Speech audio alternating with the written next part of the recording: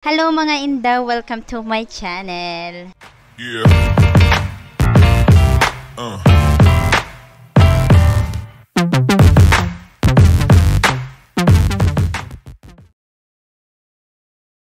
Ayan, so for today's video, ano po ngayon is day 6 I think. Ayan, day 6 ba? Oh no! Kasi parang meron akong hindi na-upload nung nakaraang gabi. Ala, lagot ako! Dapat no! kasi yun, 30 days mandatory vacation. Ayan. So anyways, itutuloy po natin. Hindi ko na alam kung anong day ngayon. Anong day na to? Maybe day 6 na yata or day 7. Basta yun na yun. So, ayan. So, ano nga ba yung ginawa ko ngayong araw na to? Ayan, dahil nga po wala pong masyadong ginagawa. Ayan, syempre ako naghahanap ako ng ginagawa ko. Ayan, kasi nga 'di ba, medyo bored, pero actually hindi naman actually bored na bored, 'di ba? 'Di ba sabi ko nga nung nakaraang araw, maraming pwedeng gawin kaso nga lang tinatamad. Honestly, hindi ko talaga alam kung paano ako mag-uumpisa. So, eto, may ginawa pala ako. Ito, ipapakita ko po sa inyo. Ayan, o yan. So, ano nga ba ito, o, diba? Parang siyang notepad, no? Notepad. Actually, ito yung mga ipapamigay ko sa mga bata ko for next school year, 2025 to 2026. So, gumawa ako nito, para maibigay ko sa mga bata in case na may mga parent na manghingi. And, ano lang ito, 40 pages lang po ito. 40 pages lang, oh, ayan. So, ano nga ba ito? So, ito po ay mga kinakailangan. So, 'di ba, on the first day of class, so may binibigay po tayong requirements kung ano yung kailangan ng mga bata. So, ito naman is madali lang naman hanapin kung ano yung mga kinakailangan nila. So, nakasulat po lahat dito. Actually, hindi naman sulat 'yan eh. Naka-indicate po lahat ng mga needs ng mga bata. Ayan. So, ginawa ko siyang notepad. Wala lang, trip ko lang. O, diba? So, naka-ano pa siya, o, diba? Naka-padding glue pa siya. Ayan. O, diba? Halatang notepad na notepad. Wala lang, trip ko lang gumawa. Ayan. So, ayan.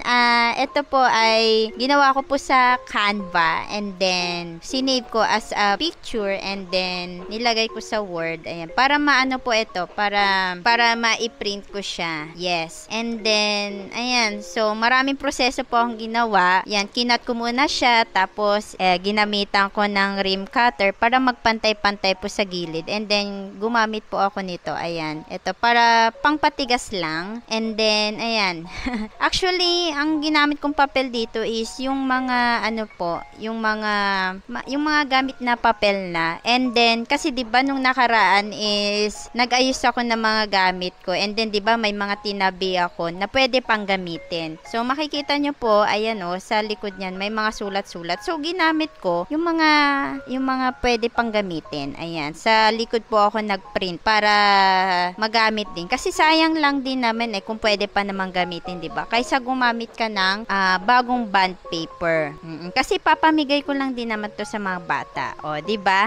And then another one is ito. O, 'di ba?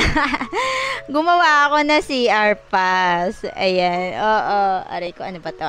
Yan, gumawa ako na CR pass. So, dalawa itong CR pass na ginawa ko para sa mga bata for next school year. So, merong CR pass para sa babae at may CR pass din para sa mga lalaki. Ayan. Kaysa naman kasi isang CR pass lang, 'di ba? Yung gagamitin ko. Kasi napansin ko lang din sa mga bata naghihintay.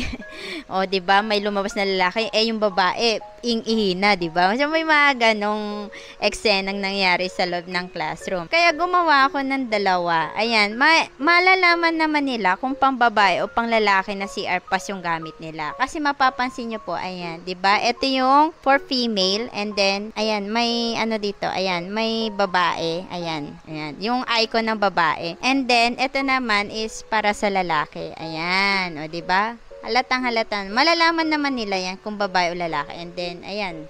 Ito pala sa bila. Ayan, o, diba? So, male and female. So, dalawa yung ginawa ko para, yung isa para sa babae at yung isa ay para sa lalaki. And then, ginamitan ko na siya niya, no? Ayan, no? For sure, hindi na yan basta-basta matatanggal. Ayan po. Meron siyang, ayan, ginamitan ko yan. Ayan, ito po yung tinatawag na hindi ko alam. Ayan, o, diba? So, ayan, ginamit ko yung mga pangmalakas akong pang-craft materials ko. And then, ayan, nilaminate ko para hindi siya basta-basta masisira. And then, ano po yan? Back to back po yan. And then, pag nakabili na ako nung lace, ayan, ilalagay ko na siya dito. And then, syempre, maibang lace din akong gagamitin. And then, gagamitan ko nito. Ito. Pang-lock na siya. So, I hope na makabili ako nung ribbon. For sure, next year, pag may pera nang dumating, bibili ako nung, yung pang-ribbon. Yan, para mailagay ko dito. And then, for sure na yon na hindi na siya masisira. Kasi nung nakaraan talaga nasira. Kaya hindi na ako gumamit nung CR pass nung nakaraan. Tapos, ayun, mapapansin mo na lang yung mga bata sunod ng sunod lumalabas piece ng piece. So panigurado etong next school year wala na pong magpipis sa akin. Alam ko yung piece bibidyo yung ganon. Sasabihin ko naman sa mga bata, pag nasi-CR kayo, gumamit kayo nito. Pero, one at a time lang po. Ayan. So, sasabihin ko naman yun sa mga kids. Pag first day of class, so, kailangan medyo mag-strict din ako kung panay labas ng labas yung mga bata. Kasi minsan nakaka-distract din during class hours. And then, dapat, ang mga bata kasi, magsi-CR lang during recess, ganon, diba? And then, uwian. Sinabi ko na yun sa mga bata. Pero may mga bata pa rin na hindi sumusunod. So, medyo mag-strict lang din ako sa next na to. Yun. O, diba? So, that's all mga inday. Ayan. So, eto na yung pang day 7. Day 7 o day 6. Basta ayun na yun. Okay. So, that's all mga inday. Paalam.